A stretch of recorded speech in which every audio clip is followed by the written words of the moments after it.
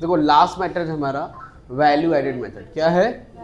Value added method. ठीक है, value added method में क्या होता है, इसमें देखो क्या करोगे, इसमें लिखोगे gross value added at primary sector. ठीक है,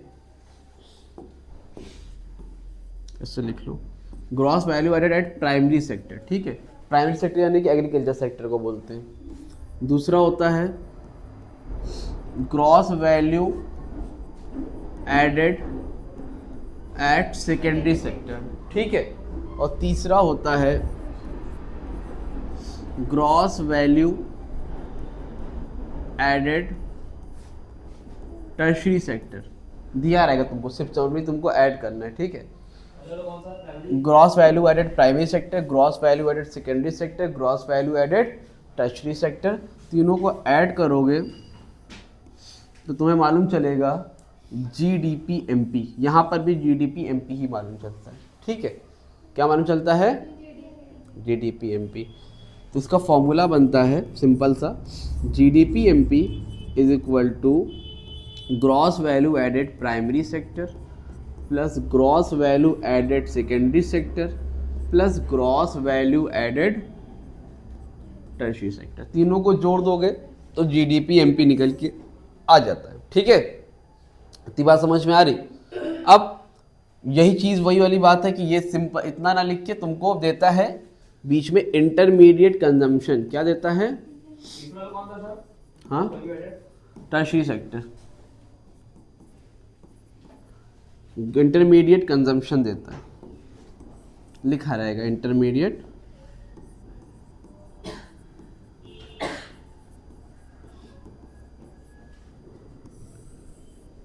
इंटरमीडिएट कंजम्पशन का मतलब क्या होता है भाई?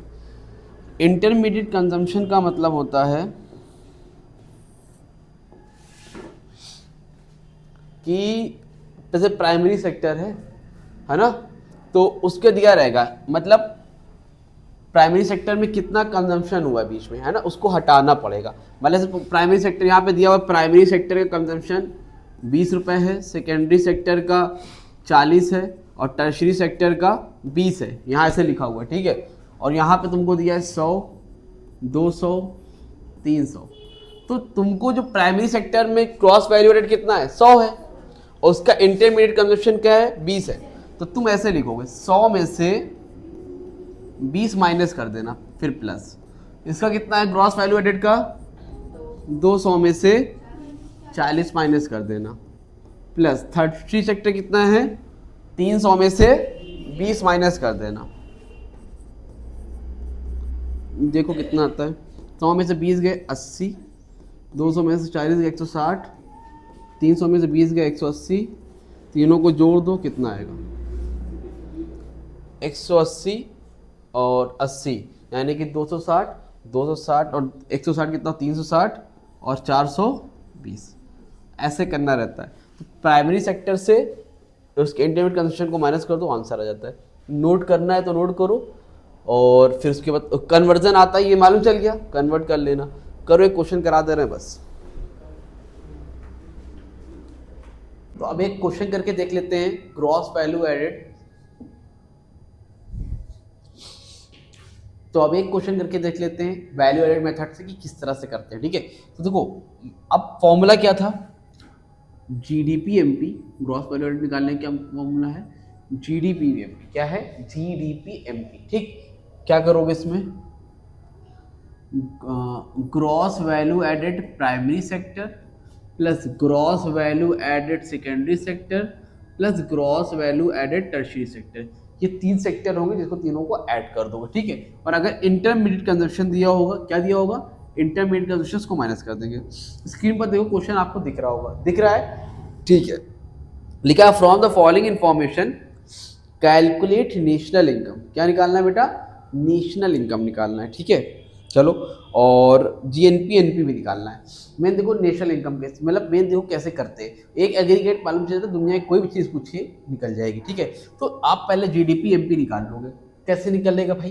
तो देखो क्वेश्चन में लिखा है value of output. Value output दिया है प्राइमरी सेक्टर की, सेकेंडरी सेक्टर की, टर्शरी सेक्टर की। तो प्राइमरी सेक्टर की वैल्यू कितनी दे रखा है? 1200। तो प्राइमरी सेक्टर में लिख दिया, ठीक। फिर देखो सेकेंडरी सेक्टर की वैल्यू कितनी दे रखा है 900, तो यहाँ पे 900 लिख दिया, प्लस टर्शरी सेक्टर की वैल्यू कितनी दे रखा है 700, तो यहाँ पर आपको 700 लिख दिया। इतनी बात समझ में आ रही है, ठीक है। उसमें लिखा है इंटरमीडिएट कंजम्पशन, क्या लिखा है इंटरमीडिएट कंजम्पशन, यानी कि इसमें कितना कंजम्पशन हुआ है तो उसको माइनस कर दो। तो प्राइमरी सेक्टर में कंजम्पशन कितना हुआ है 100 का, इसमें से 100 माइनस कर दो। सेकेंडरी सेक्टर में कितने का कंजम्पशन हुआ बेटा जी 300 का, हाँ 300 का, 300 माइनस कर दो। टर्शरी सेक्टर में कितने का कंजम्पशन हुआ बेटा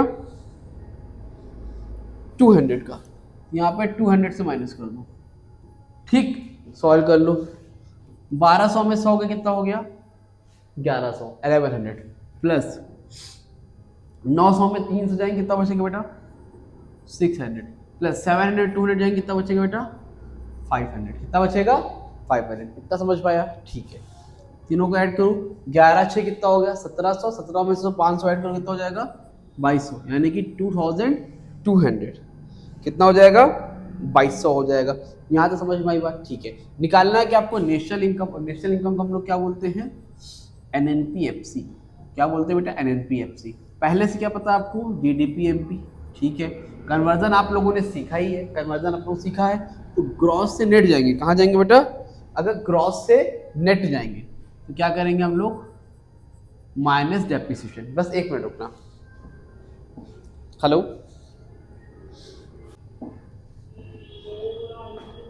हाँ बेटा चलो ठीक है, हाँ तो कहाँ पर थे ग्रॉस से नेट गए तो माइनस डेप्रिसिएशन, ठीक। अब देखो डोमेस्टिक से नेशनल जाओगे तो क्या हो जाएगा बेटा प्लस NFIA, यानी कि net factor income from abroad को ऐड कर देते हैं, ठीक।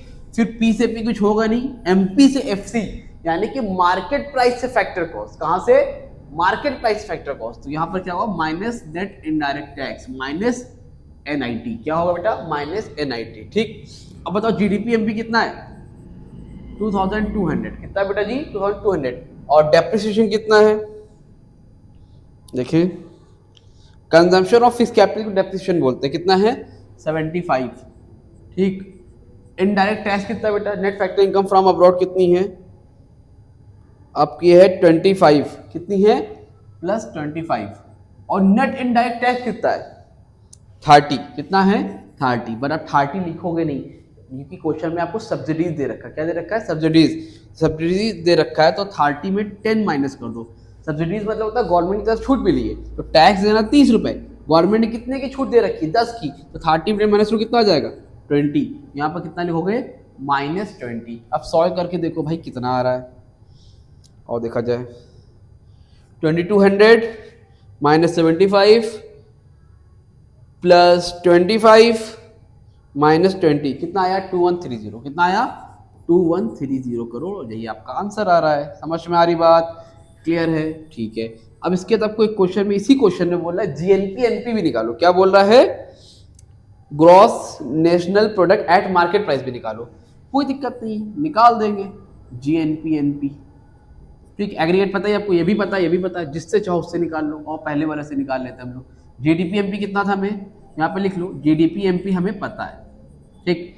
हमें कहाँ जाना है, ग्रॉस से ग्रॉस जाएंगे तो कुछ नहीं, डोमेस्टिक से नेशनल जाएंगे तो प्लस NFIA, ये देखो ना डोमेस्टिक से नेशनल तो क्या होगा प्लस NFIA, P से P कुछ होगा नहीं, GDPMP कितना है, GDPMP आपका है देखो 2200 यानी कि 2200, NFIA कितना है 25, दोनों को ऐड करो कितना हो जाएगा 2225 करोड़, दैट्स इट। इस तरह से आपका GNP भी निकल आएगा। आई होप आपको क्लियर हो गया होगा। अगर आप व्हाट्सएप ग्रुप पे ऐड नहीं हो तो आपको मैं बता दूँ व्हाट्सएप ग्रुप पे कैसे ऐड होना है। मेरा कॉन्टैक्ट नंबर लिख लो 8957250045 पे आप कॉन्टैक्ट टेक्स्ट कर देना, अपना क्लास अपना सिटी मेंशन कर देना, और मैं आपको व्हाट्सएप ग्रुप ऐड कर दूँ। वहाँ पर जितनी भी अपडेट रहेगी आपको वहाँ पर टाइम मिल जाया करेगी। आपको कोई डाउट हो तो मुझसे पर्सनली भी कांटेक्ट कर सकते हो, व्हाट्सएप पे मैसेज कर सकते हो, इंस्टा पे मैसेज कर सकते हो, इंस्टा आईडी डिस्क्रिप्शन में, वहाँ से कांटेक्ट कर सकते हो A1 कोचिंग 1 2 3 4, ठीक।